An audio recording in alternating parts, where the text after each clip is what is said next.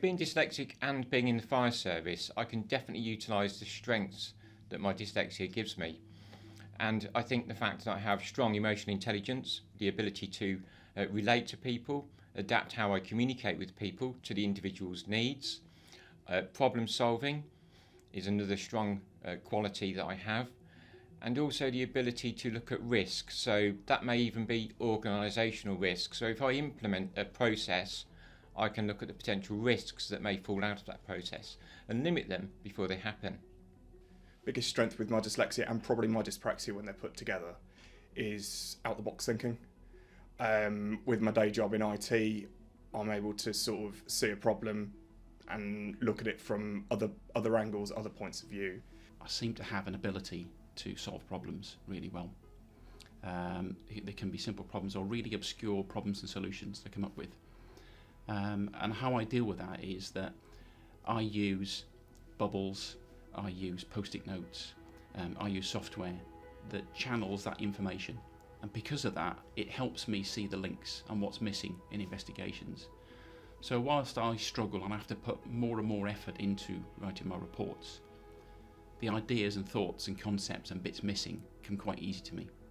Dyslexic people are incredibly creative, they're incredibly good at reasoning and thinking through a problem, but also thinking outside the box and being able to approach a challenge or a problem from a completely different angle that a neurotypical person may not even have seen. Part of my role is I'm also a special constable, and with that I've got my dyslexia sort of gives me slightly better empathy. It's part of the traits that you tend to get.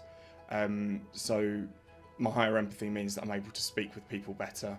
I'm able to see their side and then can sort of, again, perform a more rounded picture of the issue. I've noticed over the years that I'm able to communicate with members of the public way more effectively than others based upon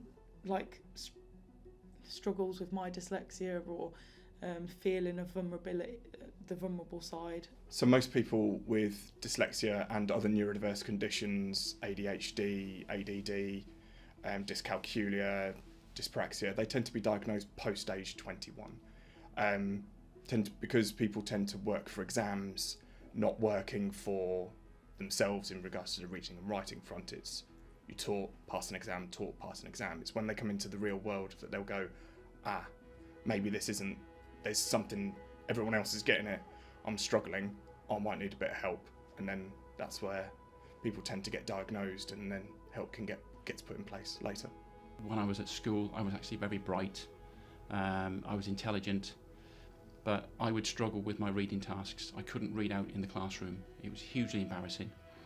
My writing again was messy. My spelling was poor. And I had to cope with that. And as a child, how I coped with that was I became very quiet. I would often turn the jokes onto myself or make jokes about myself. I would avoid tasks that involved writing or standing up and presenting. I would generally just try to hide away and hide the problem from other people. So I've done that for a very long time, and I didn't get diagnosed until I was in my 30s. My dyslexia and my dyspraxia is what makes me me. Sometimes I forget how proud I should be of myself. But I am who I am now because dyslexia has made me. But I'm also proud of it. You know, don't write yourself off. Just throw yourself into everything, and and ask for help. Especially now, I look at my career in the fire service. I've been so fortunate to be surrounded by, good humans who have invested hours and hours of time into me and into my development. When I mention the word dyslexia to people, I think we've really improved over the years, and now it's seen that it's not so much a disability, but actually an ability. So people are more engaging around people with dyslexia and recognise the strengths that neurodivergent people can bring to any organisation. Don't be afraid of it. We're in a very different position now than we were 15 years ago. There's more things that we can do. We have software that can help. We have people who listen. More of us are dyslexic, and we're proud of it. And know what's right for you. My advice to my younger self would be actually believe in your ability. Don't be embarrassed about being dyslexic or neurodivergent. Recognise that there's strengths and don't entertain those self-limiting beliefs. I look at the development that I've done. I used to write myself off quite a lot when I was younger. Yeah, I'm like, never going to be able to do that. I'm never going to be able to do that because I've got this, I've got that. So advice that I would give to my younger self would be own it. I didn't start owning it until really I came to work for the force. So I've worked 20 odd jobs before I came here. So it would have been own it right then at the beginning. On applications, go, I'm dyslexic, ask for the help that I need. The important thing to remember is it affects different people in different ways, so we're not all the same. Dyslexia is a different way of thinking, and it means that the way that we traditionally communicate with the written word is more challenging for someone with dyslexia. But that does not in any way mean they are any less intelligent. So what I find being dyslexic myself is that it just means I've got a slightly slower reading speed than perhaps a neurotypical person. My spelling is quite atrocious. I embrace spell check, and I think really if I'm giving a lot of information, a lot of tasks all at once, I think I can find it quite overwhelming, so I have to break it down into small individual tasks and complete each one in a stage. You are better in some respects than others. There are some things that you won't be as good at as other people, but you can work on those, bring yourself up to the same level as everyone else, and then excel in other places. I think it's so important to have neurodivergent people within the organisation. They have a multitude of skills they can bring to the service. We embrace diversity, inclusion, and diversity can be imagined in many ways. So neurodivergent people are diverse, they think differently.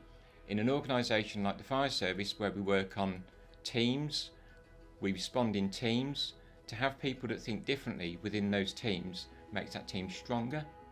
You know, we welcome anyone with neurodiversity, autism, ADHD, dyslexia, dyspraxia, because at the end of the day, you meet any of our workforce, we are so different. There's no stereotype in there.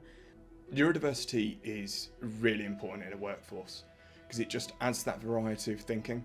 When we're talking about diversity, we want balance.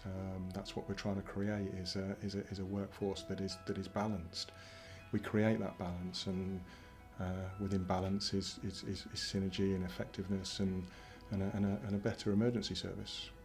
The amount of times on jobs we just see things differently or do things differently, and that's, as a JO or someone in charge, that's all you want. You want loads of different points of views. All those ideas that come in make a better, rich picture of what's going on and a better product for everybody. We'll never be perfect, but as long as we remain open to having those ideas in the workplace, encouraging people to come in and feel confident about their diversity, then we'll get better solutions out for the people that we look after in our communities.